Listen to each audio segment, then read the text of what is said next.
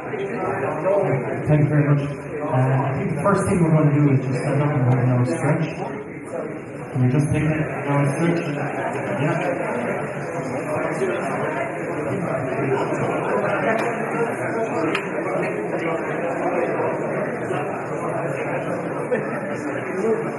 Okay. So, yeah, you can sit down now.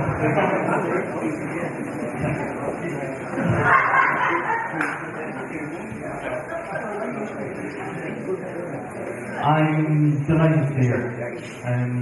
A couple of years ago since I was up, and I love making the trip because of the enthusiasm of everybody we meet.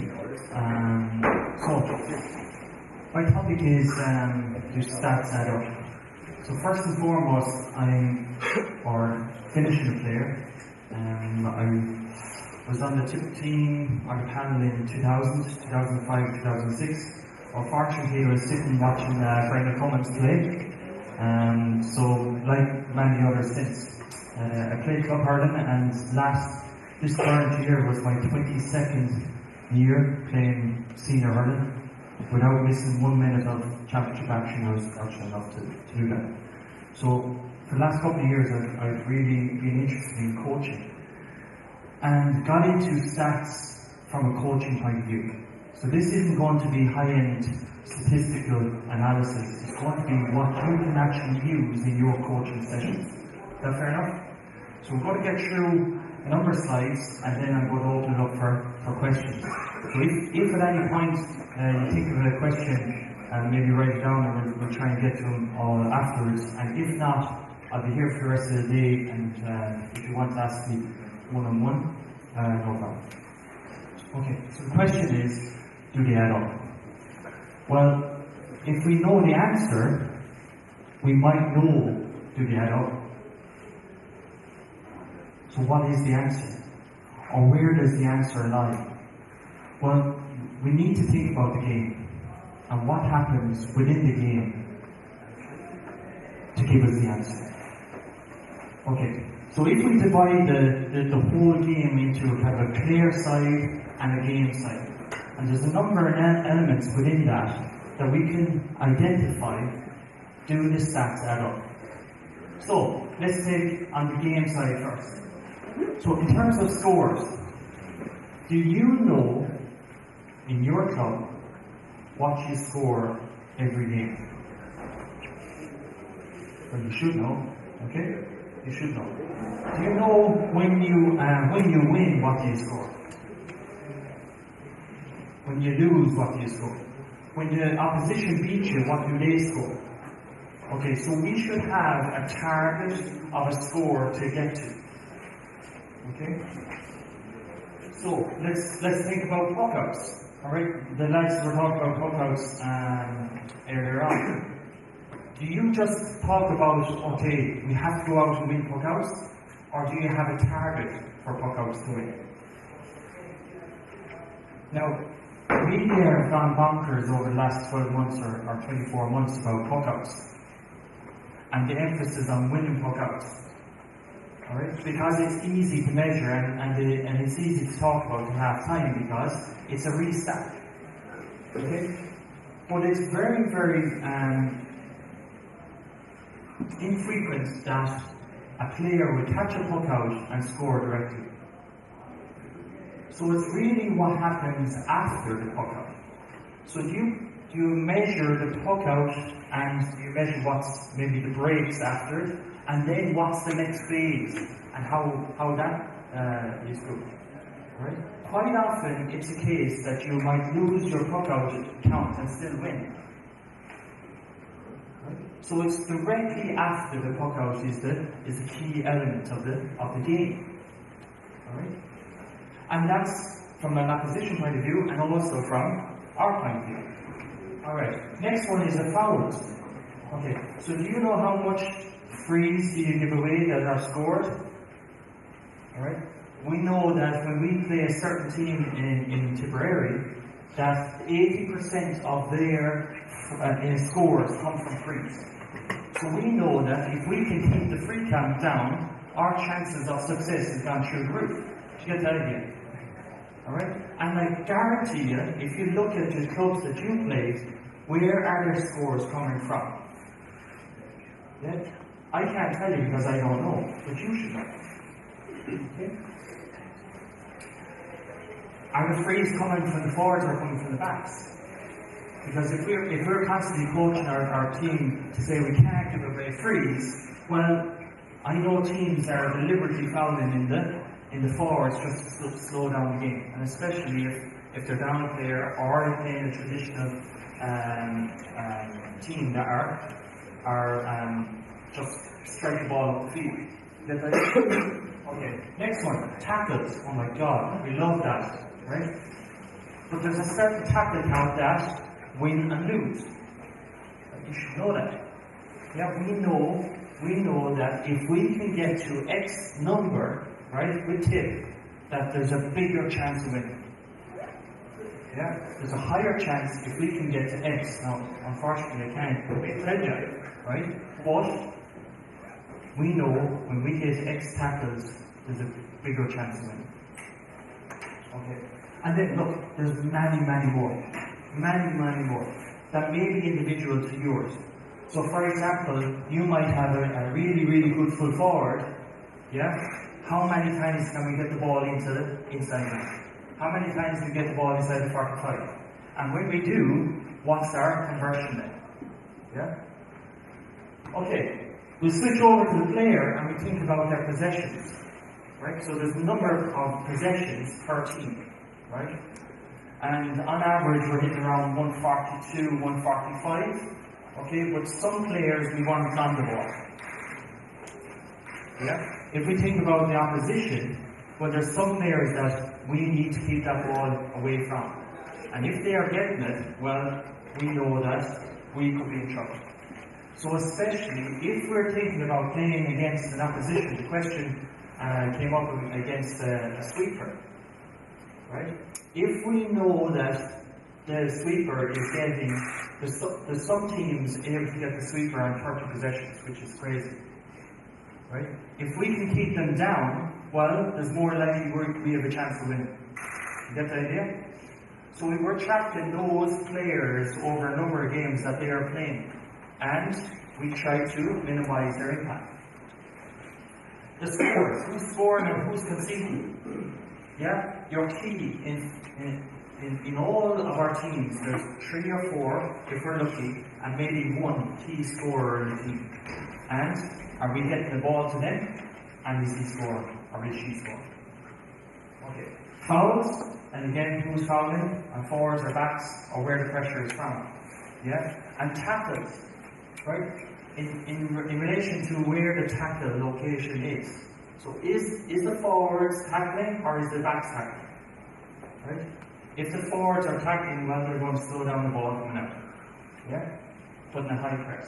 And again, there's many more. So, to be successful, what is that magic number? Right? I can't tell you because every championship is different. Every style of play within the club is different. Right? Here's a framework now to go off and do your homework between now and the start of your championship. Yeah? What is that magic number that you're trying to get to? And on some occasions, yeah, it may change from match to match. Right? And as the season goes on, you're coming up against opposition players who are going to try to deny you get to that magic number. Right? If you think about a game of chess or a game of drafts, it's constantly evolving. What would you do if you were playing a game of drafts and every piece was moved all the time? That's like the game of Herman and Camogie. It's constantly changing. Right? So we need to be able to adapt to the chaos. And as the lads were practicing earlier on, they were practicing the chaos in the game. But if you can imagine now, if we had key numbers to punch in after that 12-minute game, how many balls will you have to get inside to the 3 that are playing X formation, and what's their conversion? Okay? So, what do we want to measure? What do we want to measure? Because we can measure anything. Absolutely anything we can measure. The key thing is, why do we want But it's really important for our team that we know that, be it tackles, be it frees, be it scores, be it whatever you want. Yeah? And that emphasizes then your goals and your targets for the game. So you often hear coaches talking about, oh, stick to the process. Hear that? Stick to the process, stick to the process. This is the process. The process is getting to that magic number. Yeah, getting to the magic number. And how you measure it, there's loads of opportunities now. Be it pen and paper, be it video, be it stats, packages, whatever. Yeah? And that's depending on each individual. But the key thing is it technical, is it tactical, is it physical, is it psychological that you're measuring? Because we can measure anything. Yeah? But remember, it's what happens in the game. And it happens in your game at your level. Be it camogie, be it junior, intermediate, senior, whatever it is. Yeah? It must be specific to you. Okay. So, to help us in this, we think about a coaching process, right? So we think about the performance as in the game. Yeah? The coach, you the coach, then observe the game. Yeah? We analyze it. And we may analyze it ourselves through memory, but even better if we could write that down. Yeah, if we could write it down, or even better, if we could video it, so that we could really watch it over and over and over again. Okay. The key thing then, I think everybody in the room is doing that. They're collecting information, even though they may be conscious of it. They're thinking about the game all the time. The key thing is, the next one, the interpretation. What does the numbers mean? Is it good? Is it bad? Right? Are we up? Are we down? So what's our half-time magic number? Yeah? Now, I think most of us are doing that. Yeah? But the missing link is the next thing. Can we prepare around that our strengths and weaknesses for what we're going to try and improve our performance, which is practice. Okay? So can we practice these elements so that we can improve our performance the next day? And that is the missing link. So many are going around up to the interpretation. If it was only that easy to say, okay, win a puck out, or stop fouling, should we be all winners? To change a behaviour, you need to put it into practice and over and rep it out. Okay? So, what I want you to do now is to give you some other elements of what I've been studying for the last couple of years, and to get you thinking about maybe other elements of the game that we can plug into training sessions. Yeah? So, the first thing is the duration of the ball in play. Right, so we looked at inter-county, under-17, under-21 as it changed last year, and senior. Right, we looked at 36 matches. And we know by the playing rules that it's 60-minute game, a 60-minute game, and a 70-minute game. Yeah? By the official rules, that's the duration of the game. However, when we looked at the game, the overall play time, it was 65, and 76. Now, you're saying to me, well, we know that. Because of injuries and extra time, there's going to be extra time added. Yeah? Okay.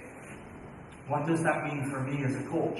Well, what I want to know is, how much play time is there? Okay? So we looked at how much time the ball is in play. So the referee throws it in and there's play going on, and then the referee stops it or goes wide or over the back. Get the idea? So how much of that time is it? And it's 28 minutes, and 30 minutes. So it's only in play for less than half of the game. Right? So we're preparing the players for on-the-ball activities for half of the overall duration. Did you get the idea? Now it's shocking that there's no difference between 17, 21 and senior. There's no difference. The difference is in the out of play time, when the ball is out of play. Yeah? The ball has gone over the bar and it's waiting to get back into play. Or it's going for a free and they're not able to get it back into play until the referee starts his whistle. Okay. So the emphasis is you're training on the activity for 30 minutes. Yeah? Now, we know that each 30 minutes is broken up into a little phase of play. Yeah? And there's 22 seconds, and 22 seconds. Sorry, 22, 21, 22 seconds. Right? Individually. So there's a bout of play and then it stops. A bout of play and it stops. A bout of play and it stops. And the important thing is that there's 80, 82 and 89 of them that make up a game. It's not continuous. Game stops and starts and starts and stops and stops and starts and starts and stops. It's not continuous. Right? It's not continuous. And the same for autoplay. The durations change, right? On average, it's 22 seconds and 32 seconds. Okay? So your drills, yeah, are they playing continuous? So you think about, okay, we're going to play a game now, and when it goes over the sideline, you keep playing on. Yeah? Or when the ball goes wide, we're going to get back into play as quickly as possible. So we're increasing the play time. Now that's fine because we want to overemphasize the play time. However, they need to practice out-of-play activities. Can they reset? Can they get back out of the pockets? Can they get set up for long frees? Can they get set up for sideline as well as play time? Okay. Now, notice that we looked at the duration of it. So over 60 minutes. Over 60 seconds. From 46 to 60 seconds, 30 to 45, 16, 30, under 15 seconds. The longest or the most activities are under 30 seconds. They're really, really short. Right? So this impacts your intensity of training. Can you be intense for really short periods and can you repeat them? Can you repeat them? Okay. Now, very, very interesting then we looked at what stops the game. What stops the game? How does this game stop? And we looked at shots at goal, we looked at fouls, we looked at frees scored, which was a free, went over the bar and it restarted by the goalkeeper hitting it out. We looked at sidelines and throw-ins. What was the most, so the frequency is up there, the number of stops, look what stops the game the most. Shots at goal. Right? So if you go over the bar, a goal or wide. It's not the stoppage that, not only the stoppage that counts, it's the restart. What restarts it? Puck-outs. Puck-outs, yeah? Puck-outs. Right? So puck-outs are important.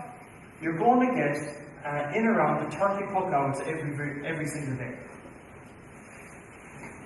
You could be defending up to 30 puck-outs in the game. In senior county now, it's over to 30 puck-outs.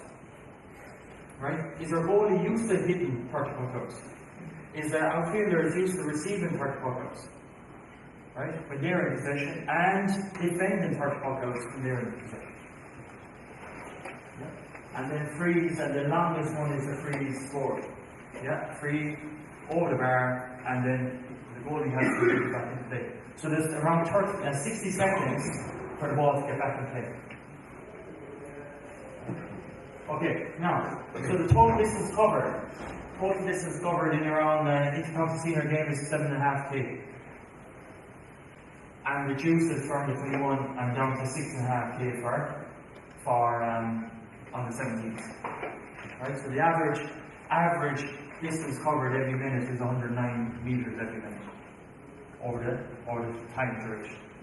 What's your players doing? Right? Are they busy? Are they active? But not all. So every single minute here is averaged out. But that's not what happens in a match. There's one particular minute, right, that we look at is the worst. What's the peak minute? Okay, so there's a peak minute, 184 meters in that minute. So it's really, really fast, right? Really high intensity. Okay. We looked at sprints. We all talk about high intensity in sprints. Yeah? The number of sprints in a match. Yeah, 18 sprints and 24 sprints for seniors. So if they are doing this in training, they are more capable of responding in a game and being robust enough in the game to repeat those. They hit max speeds of up to 30 kilometers an hour, which is about 6.1, maybe 6.5 meters per second. So what's your speed training at? Are they hitting max speeds? But how many times do they hit nearly max speed? Yeah, or are they just over that threshold? Yeah, so we divided the top sprinting into three. Under 80, 80 to 90 and 90 plus. So on 3 occasions they hit their max speed. So if we're not getting them up to max speed in training, that's going to be a shock to them when they get to the max situation. Right? How do we do it? We need to have enough rest in between so that they can run fast. A lot of our training is so continuous that they're not able to go fast. I repeat. The length of sprint, anything between 14 and 19 meters. That key information that you set up your activities that are that duration or that distance so that they can sprint and repeat that. Okay, we looked at differences between halves. What's the fall off? Well, in 17s they fall off 400 meters from the first half to the second half.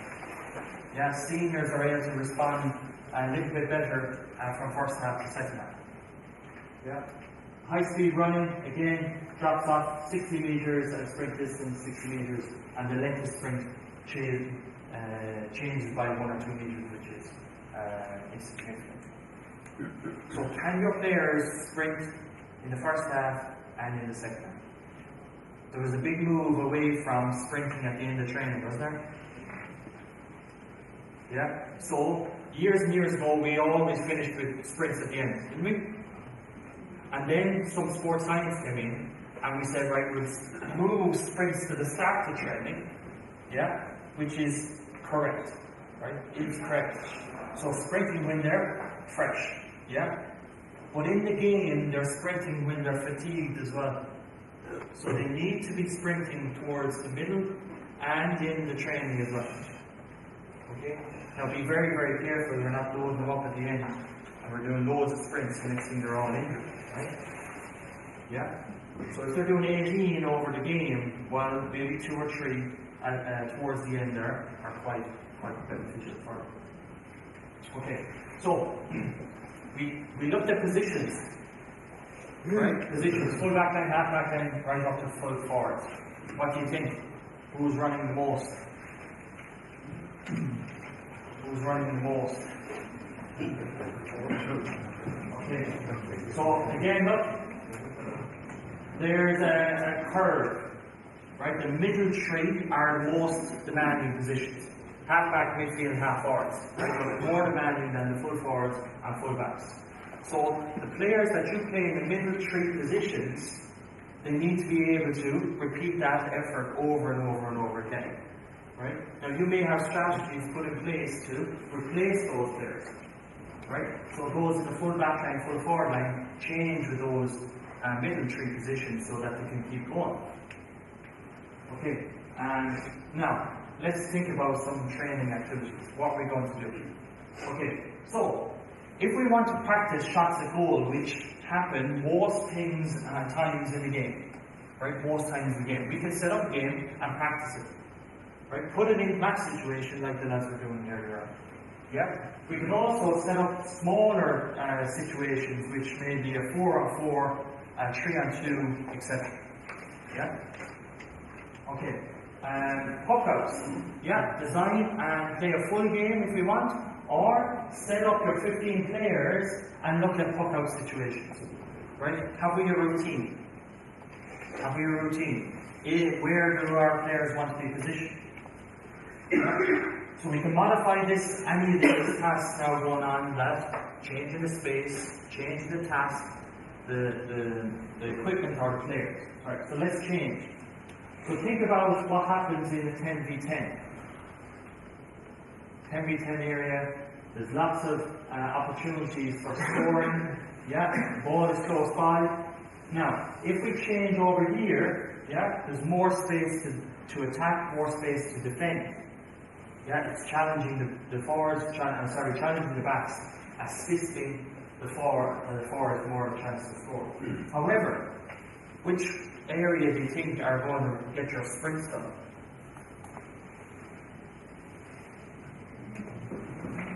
This one. If we're playing games over here, we're not going to get our sprints done because the area is too small. We're running into a player or we're running into a boundary. Yeah? So playing small-sided games that are too small are good for certain elements of the game, but we may not be able to hit our peaks on the other elements of the game. We can't hit our peak speed or sprints. Yeah? Okay. So think about the space on your positioning of players, right? So putting an area out of the game and practicing putting X amount of players in there. Yeah? And putting the ball into it. Right? Increase the pressure on gaining possession. So the task is increasing your shot conversion. One is, do you know your shot conversion? Right? So, are you focusing on goals or points, or who's doing the shooting? It always falls to the person that's the worst shooter, isn't it? And they'll definitely have a go anyway. They'll definitely have a go. Okay, the location of the shots. Right? There is an area on the pitch that there's a higher chance of scoring. Yeah? And you can probably visualize it. Yeah? Do you know the two black poles behind the goals, or the nets? From there out to the 45, there's a bigger chance of scoring. Down the channels and into the corners, well, you're reducing your chance. So can you get the ball in there to increase your chance of scoring? So that's going to be a lot of where your players are positioned on the pitch. The other task might be trying to win possession of the puck out. Okay, do you have a routine? Right? Lads, we're talking about routines. Do you have one that's favourite you? Yeah? Who was the player best to get that possession? Right, we all have one or two players that are key people who we want to target for the possession of the puck. Can we get them on it? If we don't win it, have we a routine? Because most puck outs will break. Right? 98% of all puck outs that we've looked at break. Only 2% are top clean. So have you a routine for the breaks? And again, that depends on the position of players. So the equipment. Yeah, using equipment and using zones to help you emphasize moving the ball in or out of a particular area. Yeah? So for example, our routine for our puck outs are moving the players up and down into different areas to overload one side, and then the secret then is the timing of that. Okay. So again, we have a 4v4, loading it up the players, right? Loading it up the players, less space to run into, harder chances to score. Yeah? We can overload one team and underload the other. Yeah? So one team has to work harder. I wonder who you might be putting on the team of 4. Players in those middle 3 positions. Get the idea? Yeah? So they're all playing the game, but they're emphasizing the other working hard. Get the idea? And then overloading the last. Okay, small-sided games. Right? Absolutely fantastic small-sided games. However, what are we focusing on the outcome? Or are the possession games just going around in circles? Yeah? Think about it. They're going around with no outcome. Can we move the ball from X to Y? Right? So if we think about just adding the goals into it, now there is a process, if I get the ball, I need to run towards the goals or defend the goals. Yeah, because it happens the most in the game. Now, the other emphasis is that it's all inside the one playing area. And it might be too small. So we could add another area and play over the river, or when we get it out, we need to include a strike pass. Yeah, a lot of our games are just hand passing only. Yeah, can we get them into striking the ball as well? Alright, and then increasing the size of one area or the other. Yeah, or reducing the size of one area or the other. Equipment, focusing into the areas of pitch. Yeah, different areas of pitch, focusing on 2 players, 4 players, whatever it is. Okay, I'm nearly done. So this is a summary slide. What do you want to measure? What is your magic number that you're aiming for? That's going to build your sessions around that. Yeah? The coaching process. We're all observing as coaches. Yeah? Can you analyze what's going on? Yeah? Then interpret. Have you somebody to tell you what the numbers mean? Or you take the numbers and look at them after the game.